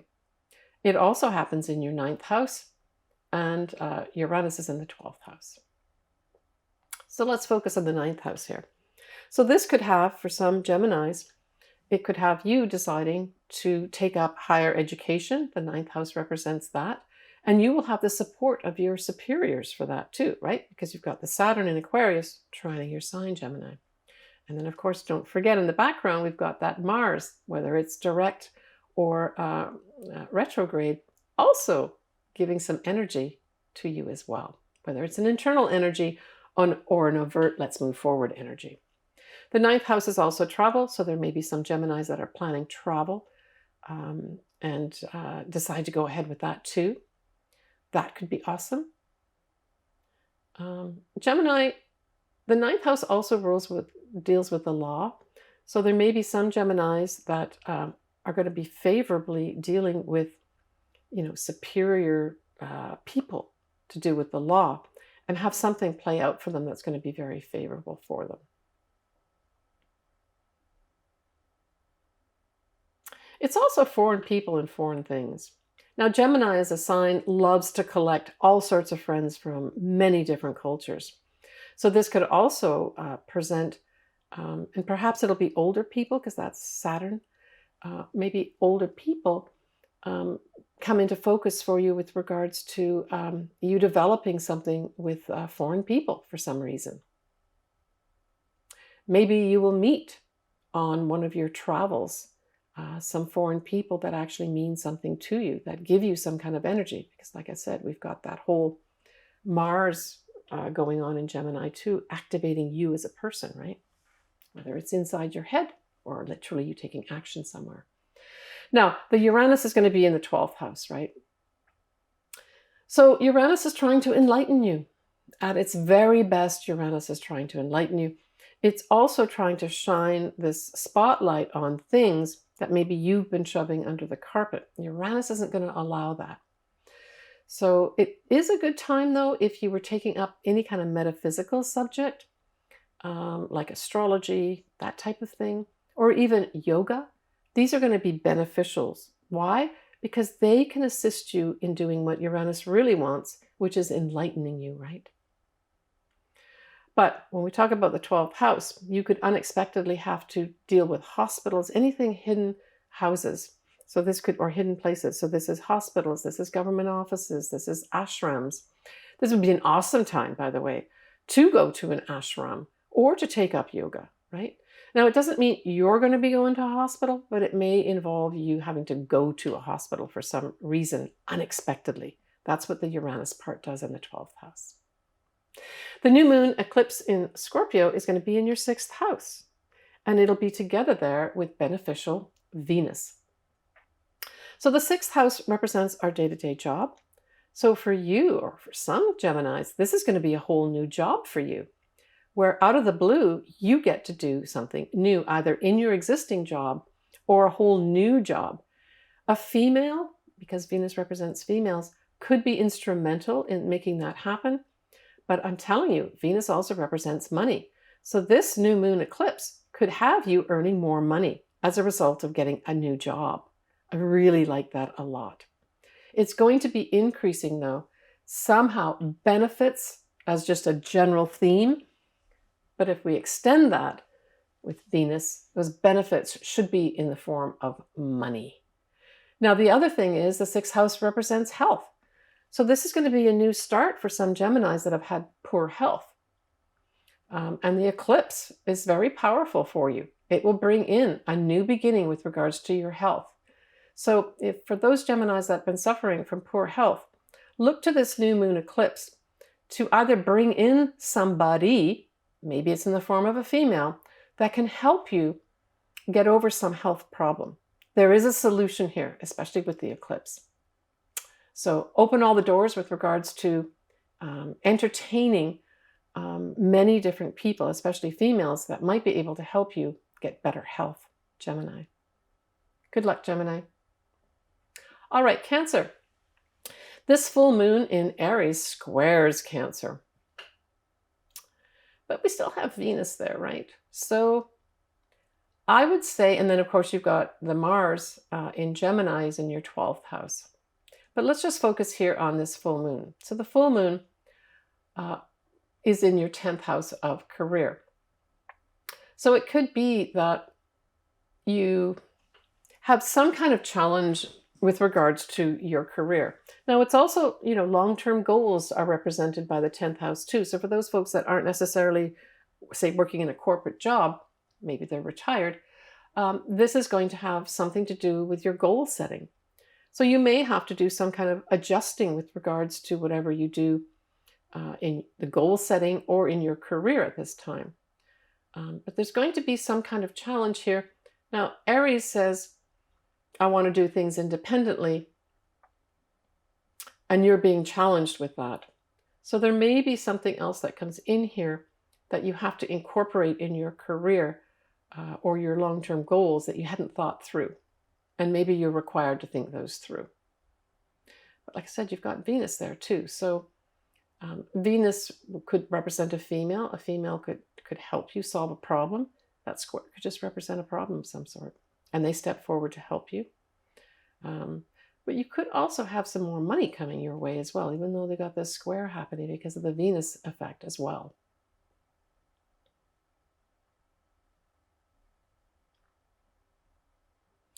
Now, Mars in Gemini will go retrograde on the 30th of October. And so it's going to be spending some time in your 12th house, Cancer. And so this can be a useful time to look at maybe many things that you've not had the chance to look at. If you really need to take a rest, and I think there's some Cancers that do need to take a rest, this is the time to take it easy, not to move forward. So we're really talking about the time period of the 30th of October, right the way through sort of mid-January 2023, when maybe you just take it easy. I get that pretty strongly here. But it can also have you cleaning up the muck in your life. What have you been hiding underneath the carpet that you need to shine a light on and maybe take some action on that's important? Now that action may be with someone else, because it's in Gemini, we're talking about other people, right? It could have you too going back on some kind of writing project, or you undertake a writing project that is all behind the scenes, or you get involved in something that requires action behind the scenes that's important to you. Maybe it has something to do with the metaphysical, maybe even astrology. For those Cancers that are in astrology, I've got a Cancer rising. Maybe this is an opportunity for you to work behind the scenes with somebody else in the metaphysical astrological world, right? And something positive comes out of it for you. So it doesn't all have to be negative, the 12th house. But usually something pops up with regards to what you've not been taking care of that's tripping you up in your life that you need to clean up. But it is good for planning, like I said, working with others on spiritual initiatives, right? So if you aim to use the Mars retrograde that way, that's real positive. The ongoing square that's going to be waning out here between Saturn and Uranus is in your 8th and your 11th house. Uranus in Taurus sextiles your sign and is in the 11th house. So even though you may have challenges, I would say that you're going to have unusual opportunities probably to make money, especially if you've got your own business. And maybe even a lot of money, unexpected money coming your way because you've got Uranus sextiling your sign in the 11th house. It can also bring unexpected new friends your way or unexpected opportunities maybe to join new groups or organizations. That's what this square can give you too.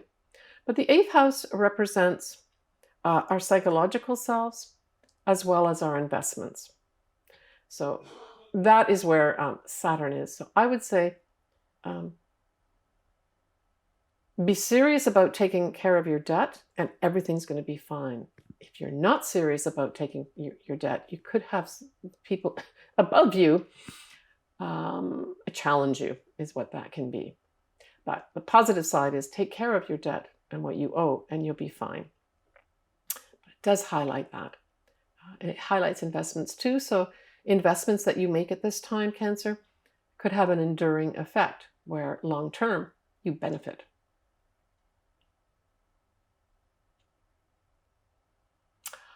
Okay, so this new moon eclipse in Scorpio is in a fellow water sign, right? You're both water signs, so it forms a beautiful trine. So look forward to this new moon eclipse, Cancer, and it's coupled up there with Venus also there. This falls in your 5th house of true love. Oh my gosh. For some Cancers, this could be a pregnancy. So if you don't want to get pregnant, I guess take precautions. It could just, for some reason, focus on a child, a new start for a child that you're involved with. It could have, for some folks, starting their own business at this time because that's what Cancer or the 5th house rules. It could just be a whole new, unexpected creative project comes your way. And for those Cancers that need to develop their authentic self, this could be an opportunity for you, a new opportunity for you to express who you really are in a very effective way. It's a really good eclipse for you, Cancer, I would say. The 5th house is one of the nicest houses. It's also games of chance too. So I guess you could go buy a lottery ticket. You could potentially have a new beginning as a result. Don't hold me to that. I'm not a predictor of winning the lottery, but with me and my Cancer rising, maybe I'll go out and buy a lottery ticket around this new moon eclipse in Scorpio. Take care of yourself, Cancer. For Leo, the full moon in Aries is in a fellow fire sign like yours, so it forms a beautiful trine. It is in your 9th house, so this could represent for some Leos an end of a journey. It could represent the end of some kind of educational program. It could also represent for others the end of a legal matter, and that would be something that you would be very happy about. With Venus influencing this full moon, money could be involved in this as well. Perhaps you will get, maybe some court case will be tied up for some Leos and you get more money than you thought. Or you don't have to give out so much money that maybe your lawyer will come back and say, you know, I overcharged you here. Let me give you some of that money back. It can also represent females though. So a female may feature here in whatever area of the 9th house But foreign people and foreign things are very much related to ninth house. So it's some kind of wrap up here with regards to foreign things or foreign people as well. With Mars and Gemini, Mars and Gemini is sextiling you, Leo. So this is excellent for you. This is in your 11th house. So it could be that old friends, especially Mars represent males, you could have literally a male or males that were old friends literally come back and contact you, especially during the retrograde period from the 30th of October this year, right the way through to mid-January next year. But this whole period of the Mars retrograde lasts right from now, when I'm making this video, right the way through, like the 25th, 26th of March next year. But it could have you just being very active with friends, where you get out and actually maybe you've not been very active with meeting up with friends. This is have you getting out and having fun with your friends. It could have you also deciding to join maybe new organizations. That sort of thing could be happening as well for you. Maybe you collaborate with friends in some way. Maybe even collaborating in 11th house, earning money, right? In the businesses that you have. So for those Leos that have their own business, this Mars in the 11th house could have you planning and being introspective about the money that you're earning, and maybe coming up with unique ideas through the friends that you have, or even leveraging the organizations or groups you belong to bring in more money, right?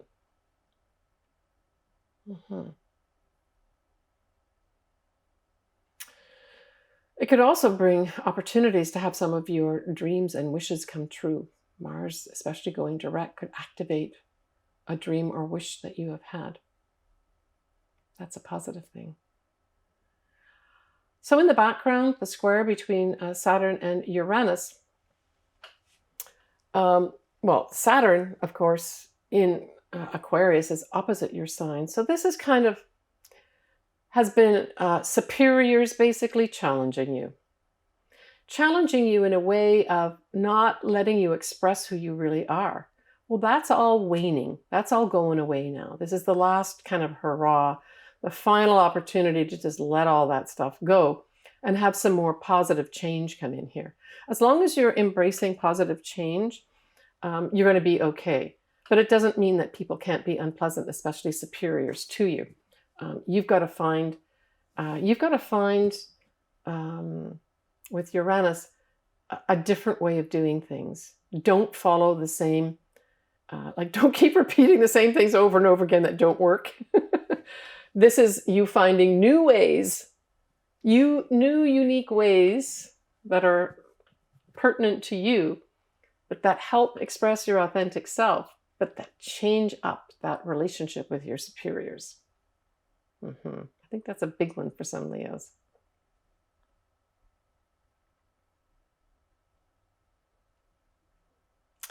And of course, with Uranus in your house of career, this can just bring, like on the surface, a lot of Leos are just going to have some, not only major changes in their career, but major changes in the place that you're doing your career. So what can that play out as? People being eclipsed out of your life that were, say, your superiors, your managers, your director, all of a sudden they're gone. Or all of a sudden someone's eclipsed into your life. So there's a lot of comings and goings that are unexpected in your career. You could also have an unexpected opportunity of a lifetime in your career. Remember, Uranus takes about 87 years to go around the sun. So for pretty well everybody that's a Leo, this is a once in a lifetime. So be open to potential major change in your career that's going to be positive for you. It'll come in a totally unexpected way.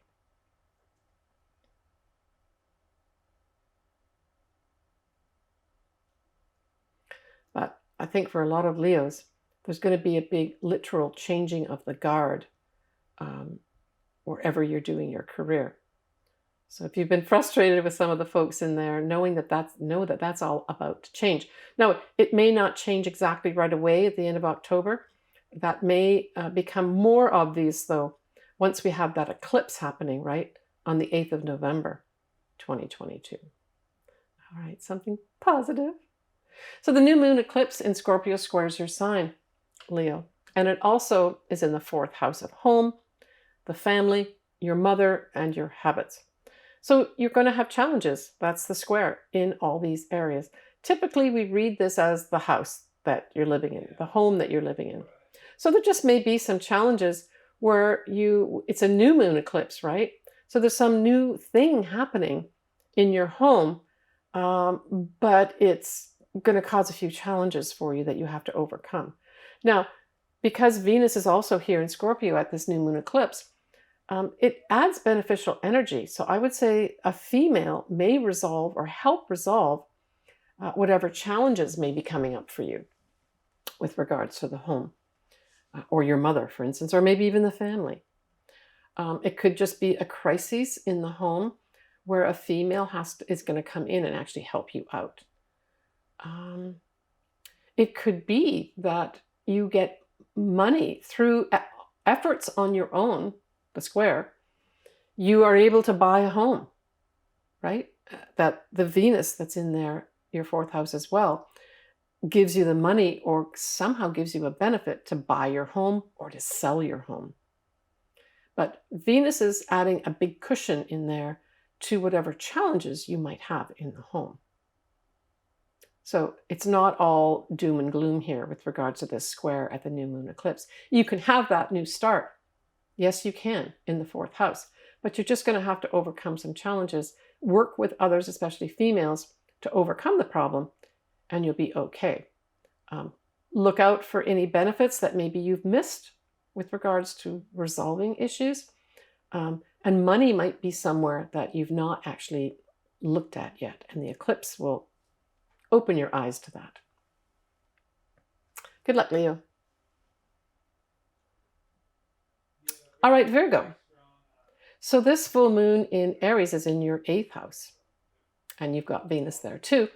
So I really saw this, even though it's a full moon, I saw it as a culmination of money.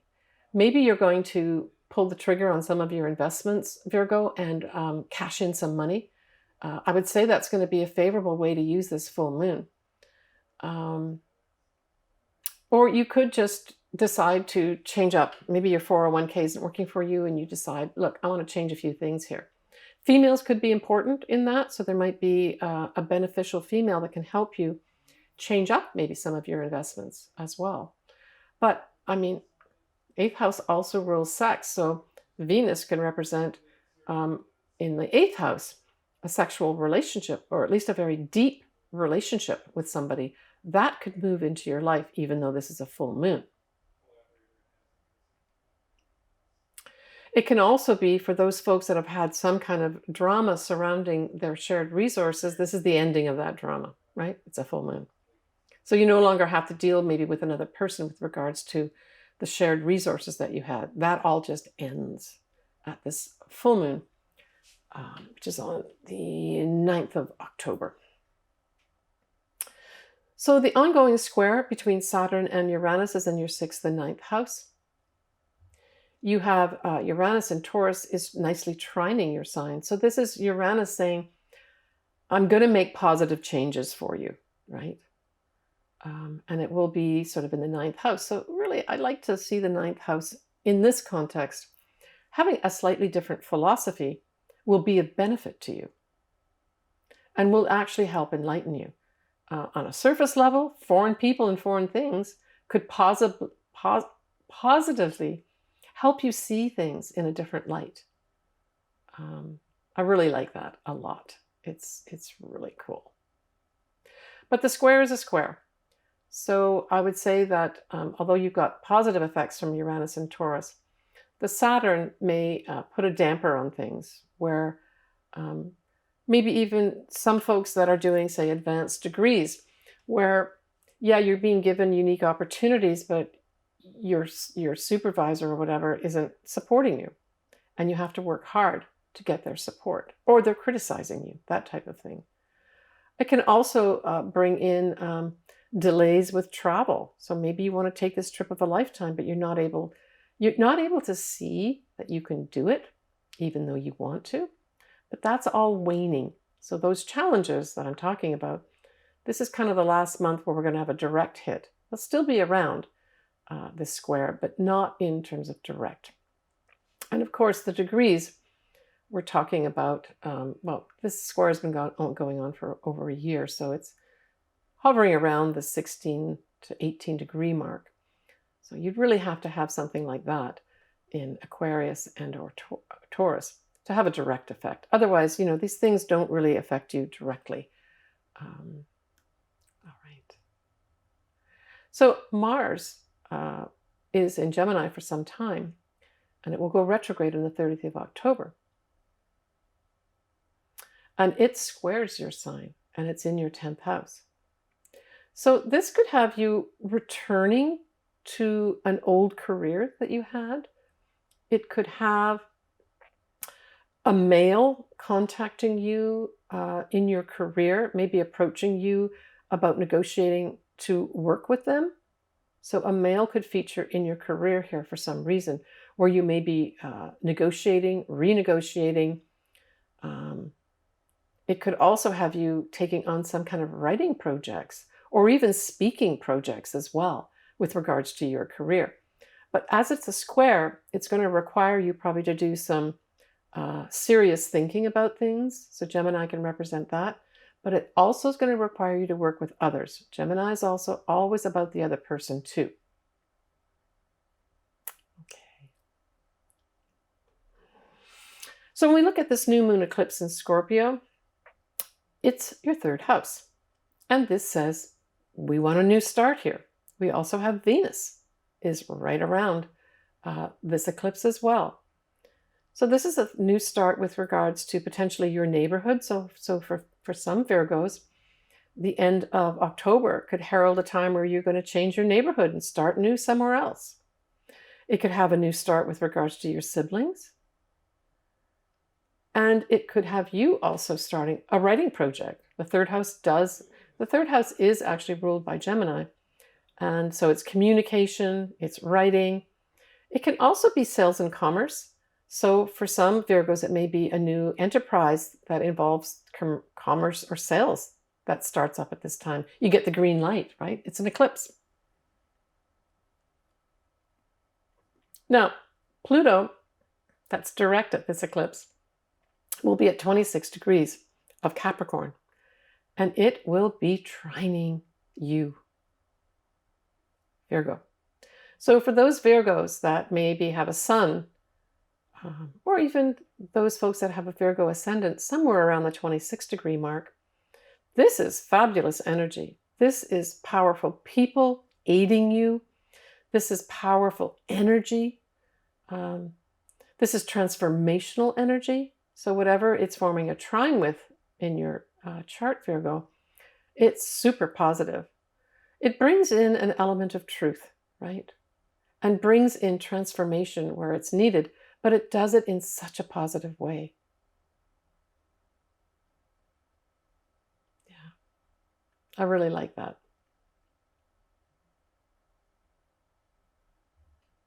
Take care, Virgo. So for Libra, this full moon in Aries is opposite your sign, right? Aries is opposite to Libra. So what does that say? It says, well, your partner's in focus at this full moon. So I would say that this full moon is going to bring something to light with regards to maybe your partner ending something. Now, when we talk about Libra, the opposite, it's talking about relationships, right? It does talk about diplomacy. It talks about harmony, and it talks about balance. So there's going to be some Librans that have not had a fair balance with regards to partnerships. And this full moon is going to bring that to light for resolution. But remember that we're going to have Jupiter going into Aries, officially going into Aries, really starting in January 2023 for a number of months. So that being opposite your sign, Libra, is going to give you a lot of positive things. It could, for those Librans that are looking to get married or really want a serious partner to come into their life, I would say that Jupiter in the 7th house could bring that for you. Now, this is a 12-year cycle, Libra. So every 12 years, you're going to have Jupiter coming in here. But we're also going to have eclipses, because the nodes will be going into both Aries and Libra in 2023. So there could be, like I said, if you're looking for a marriage partner, I would say 2023, 2024 could be 2 great years, because you've got so much positive energy coming in with both the eclipses in Libra and Aries, but also with Jupiter for the first few months of 2023, especially, just basically giving you lots of positive energy and benefits to your 7th house, right? Which is the marriage house. It's also business partnerships too, or clients could be very lucky for you. Something to look forward to, Libra. Now, this Mars in Gemini that lasts for such a long time and goes retrograde on the 30th of this month, trines your sign. Super positive. So whether it's going to be retrograde or direct, it really doesn't matter. Any planning that you do or any actions that you take are going to be favorable. Where? Probably to do with the 9th house. So for those Librans that need to maybe negotiate contracts or deal with foreign people, foreign lands, you're going to have some positive energy to make all that happen. Would be a great time to plan a trip too, by the way, because the 9th house represents travel. It will be awesome, especially if you're doing it with other people. And certainly these projects that we're talking about that you may be having with a foreign connection, as long as you're working effectively with other people, you're going to be fine. The other thing too, of course, the 9th house rules the law. So you could have some very favorable energy with resolving something with regarding the law, or even tying up a final advanced degree could be up for you too. The square with Saturn and Uranus is in your 5th and 8th house, but Libra nicely trines Saturn. And so we're talking about your 8th house being. So this is all about investments. Good time to make investments, right? To consider things for sure. And take advice from people that you trust. But this could be a good time with the Saturn trining your sign. I would say investments could be at an all-time positive high right now. So the new moon eclipse in Scorpio, and Venus is in at this eclipse, hovering around in Scorpio too, is in your 2nd house. Could you have a new job up for you? A new source of income comes in. That's what this says. And you know, eclipses tend to be unexpected things, right? So if you really are looking for those Librans that are looking for a new job or a new source of income, look to this new moon eclipse, right? Which is around the 25th of October. Now it is around 2 degrees, Libra, so you really want to look at, first of all, where Scorpio is. So the moon and the sun will be together. Do you have something around 2, let's just say 0 degrees to 4 degrees of Scorpio? This could affect you directly then in terms of a new job or new source of income. Venus is there, so that's money. It can be also a female will be important in maybe hiring you. So look to females to be of benefit. At the very least, look for an increase in your income.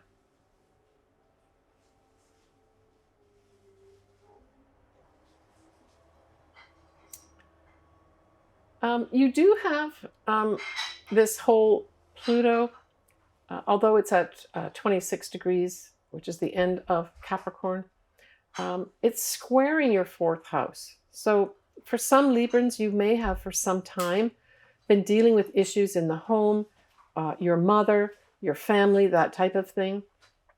They're going to be wrapped up pretty soon here. We have Pluto officially going into Aquarius next year. It will dip back into Capricorn too, but basically this is the last year. So for those Librans that have been dealing with difficulties in the home, know that those are going to be resolved, right? And certainly this whole Mercury retrograde that we had ongoing, that dipped back into Virgo and then went forward in your sign, right? On the 17th of October, Mercury, now going direct, will go direct in Virgo, but it will be out of shadow on the 17th of October at 8 degrees of Libra. So this is going to be good for those Librans that have had to deal with legal issues and or if diplomacy somehow has not worked, yet you've been seeking it. Look to around the 17th of October when we have that whole Mercury retrograde completely out of shadow. And especially if you've got something, say, around the 8-degree mark of Libra, this could be a turning point in a legal case for you, as well as, real diplomacy, balance, and harmony coming in for you personally. Because, of course, this Mercury retrograde, when it was in Libra, is in your house of you. So anything about you or anything around you will now move forward, especially if it results in some kind of communications. Any kind of communications of any sort, especially if they're legal, because the legal profession is very much the auspices of Libra. But if you've been seeking some kind of balance, Libra, that just hasn't been happening in the home, look towards that 17th of October as a time of a better balance, more harmony, maybe even a little bit of sweetness and charm. And in fact, sweetness and charm might work. Think about those words when you're resolving issues, Libra. Venus rules your sign, don't forget that. All right, Libra, take care of yourself. So that wraps up my October 2022 view of the astrology. Next month is a big month. We have the eclipses. The eclipses continuing, in particular a total eclipse on the 8th of November at 16 degrees of Taurus with Uranus conjuncted. Big changes are afoot. And in fact, that eclipse will certainly exert an effect probably for 6 months, especially if you've got something around that degree point. All right, folks, I'm sending you lots of positive energy and lots of love. Leave me comments. I would love to do your chart if you would like me to do that. You know, I just love astrology. I can't get enough of it. Please take care of yourself, and we will see you next month.